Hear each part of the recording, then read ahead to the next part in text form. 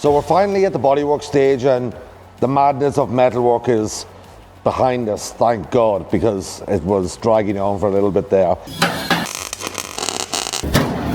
But bodywork, my favourite stage of the job, and in this one, absolutely crucial. Black car, never easy to work with.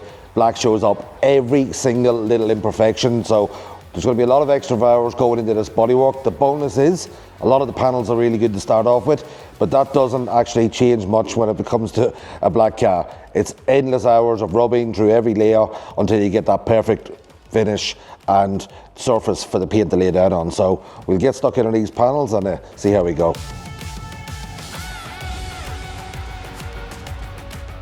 So the first panel we're going to deal with is not actually one of the original panels of the car, but probably one of the more straightforward to do, the bonnet scoop. So this bonnet scoop is fiberglass, and with most fiberglass parts, no matter how good or how well they're made, it does have some wobbles in it in the rear section here, which are going to need some bodywork attention. It's just not good enough, and especially given the fact that it's sitting right on top of the bonnet, it'll catch your eye straight away. So that's the first cab off the rank. So first things first, trusty splines. Must have go-to tool for anybody, man. These splines, didn't have these back in my day when I did my apprenticeship, but they're a pretty nifty, if not very plain piece of equipment. There's flexibility, different thicknesses with them, different lengths, but the surface is really hard. So on traditional blocks, you get a lot of movement in the surface of the block with the Velcros. These ones are stick on, pretty hard, so to get that real final finish locked in, that is absolutely perfect.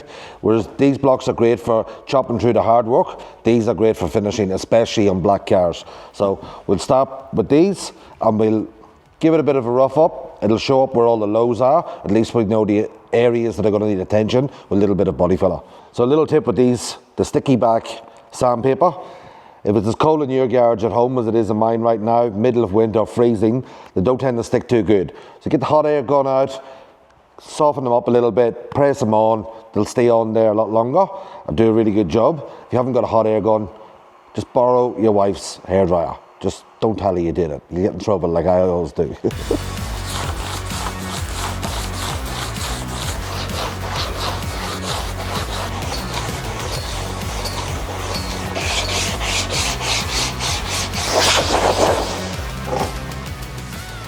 Alright, so just after a few passes with the splines, straight away you can see the lows show up on this. That's pretty bad across the back section, and then a little bit further up you see another bit there, and even up towards the middle there's another little bit. The front's not too bad, the front half. The back half, as you can see, needs a lot of work. So I'm going to give it a little bit more of a run over with the splines, and then we'll rough up the areas that aren't currently getting roughed up, and we'll get some body filler on it.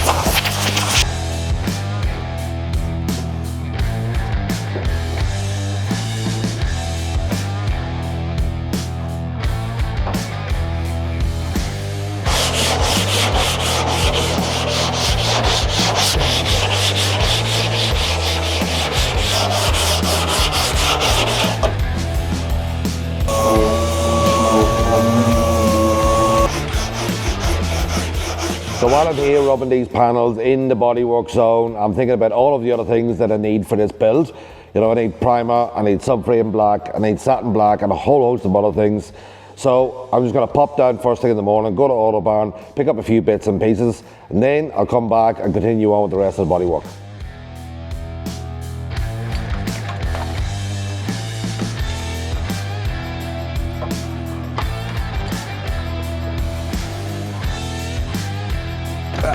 Mick.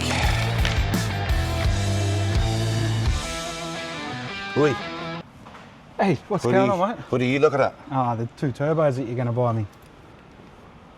I've changed my mind. I think I'm going to put turbos on this thing. What thing? Hey? On the VK, yeah. Yeah? Really? Yeah, why not? What, did you buy a VK for yourself? No. No. Yeah, nah, too late to change now. Much known as I like them. I think Mate, we've got to... I haven't assembled the engine yet. It's not too late to change it all. Don't tempt me. All right, what else do you need from Raceworks? Injectors to run the turbo. Right. Nice try. E85 fuel pump. Come on. Next one, I promise. All right, the next one you can do turbo. All right. Oh, damn it. So we're going to need a lot of this stuff. Yeah. Fuel lines, all that sort of stuff. But until we get it sitting in, Yeah, you don't really. we don't really know what we want. Like We could take one of everything now. I suppose we could. I got no problem hanging it up and doing it. Well, maybe we come back to all those little fittings. We'll come back to that. The air filter, Yep. I think would probably go for a skinny one like that because you're not going to be putting the hole in the bonnet. If we can get away without putting a hole in the bonnet, I'd really appreciate that. But we'll get one of them, just a black one, because that'll go with the car. Yeah. And then we'll put a K&N filter in it Yeah. instead of the TFI one. Yeah, that'll look nice on the top. Yeah. What else do you need to make a decision on today? Well, we need to pick and order the fuel pump Yeah.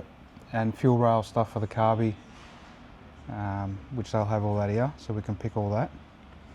I think they're down the other end. They're down in the cupboard down there, the fuel pumps. What about one of these I big was going to say, bangs? do we want a bang shift in it? Do you want to muck around with the console and put a bang shift in it? Not really. No? Does it mean I have to do more work? Yeah. Nah. I can fit it, you just do the customising. Nah. Alright, so these are the fuel pumps from Raceworks. They've got a pretty big range. To suit our application, we'll probably end up going one of these ones or the black, most likely the blue.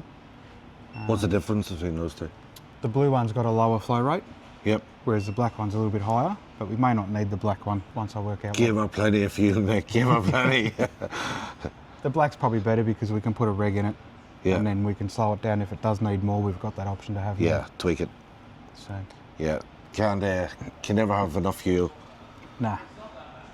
Depends on who's paying the fuel bill. Hey, I'm not going to be driving this thing, so we'll just make it fast. Plenty of fuel. But as Lash you it can into see, it. they've got plenty of a wide range of even EFI stuff. Yeah.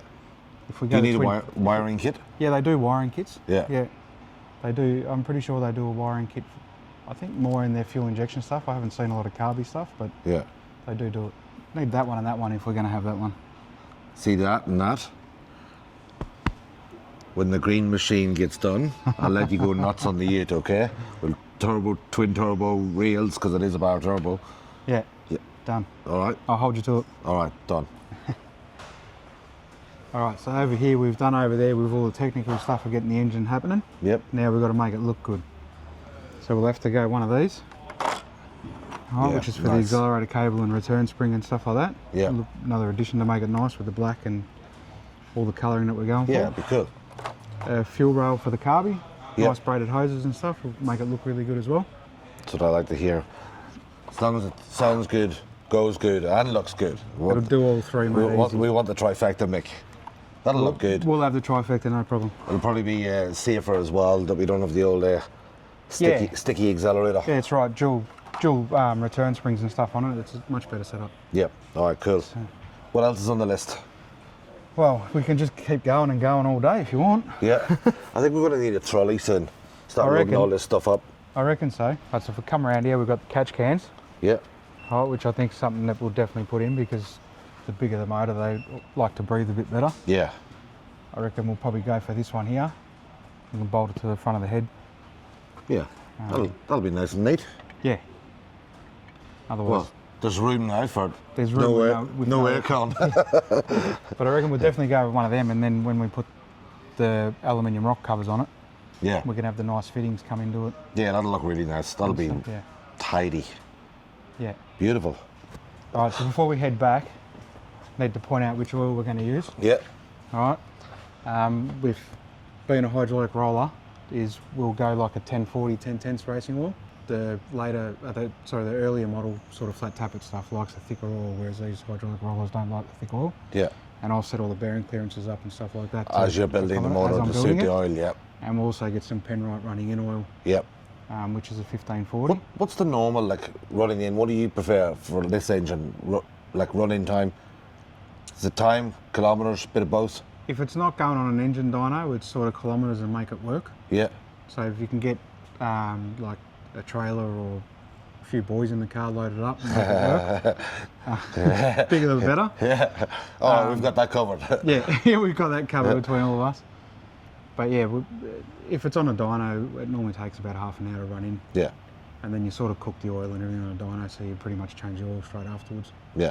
And then put the good stuff in and we'll give it a few But if it's not on a dyno? If it's not on a dyno, probably 500 Ks, make it work. Yeah. Without wringing its neck, but make it work. Yeah. All right. Yeah. I promise we won't wring its neck. I bet you we will. Yeah. All right, so what we're going to do for the rest of the day, Dick? Pub? Yeah, sounds good. I think we probably should get this motor back together and get it out, and we've got plenty to do. Reality sucks, doesn't it? It does. Maybe we should grab our stuff and head out.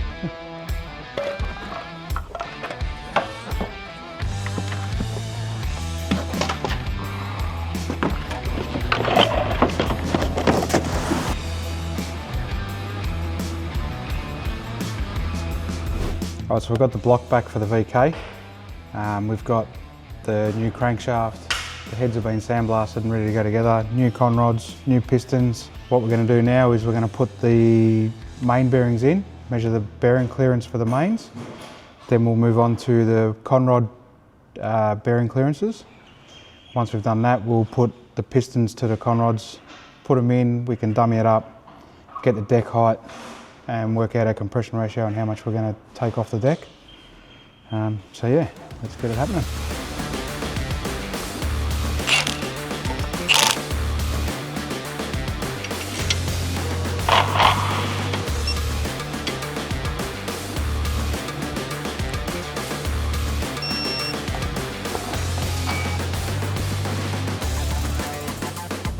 Now we've got our ball gauge set, we can, to the size of the crank, we can put it in here. 2 8/10, 2 7/10 of a thou, which is perfect. So now we'll just measure all of them, make sure that they're all the same. So the crank's pretty good. They're all within maybe 2/10 of a thou, so that's pretty good. We'll get the rest of the caps bolted on the block and measure the rest of them.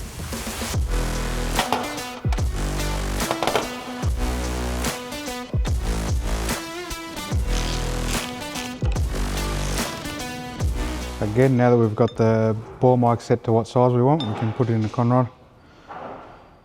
And we're looking for around 2.5 thou or a bit over bearing clearance. And this has actually got 3.2, so we might need to run a half set to close up some bearing clearance. So what I'll do now is I'll go through all the con rods now to see if we've got to run a half set to close the gap up a little bit. So now what we're going to do is we're going to put the crankshaft in the block, so then we can put some pistons and rods in each corner to measure the deck height to know how much we've got to machine off the block. First we'll put a bit of lube on the bearings so we don't scratch them up.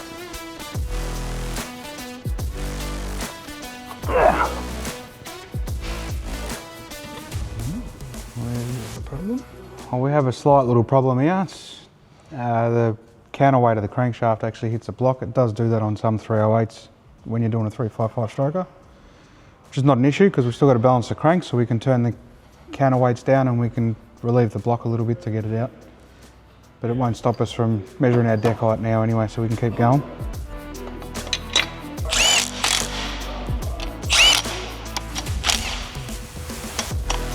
Going to limit our spin a little bit, but we'll get a couple of corners done.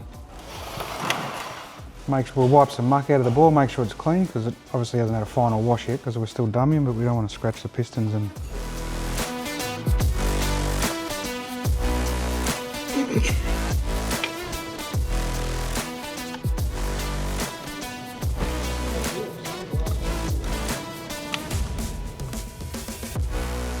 so we're about 18 thou down the ball. So now what we'll do is we'll work out our head CC, gasket CC and all that sort of stuff, work out a compression ratio and work out how much we want to machine off the actual block to get our compression ratio that we want. Bodywork's on the way, the engine's taking shape, and we've just loaded up with everything we need at Autobarn. Stick around because the next bit is where things really start to come together in this build.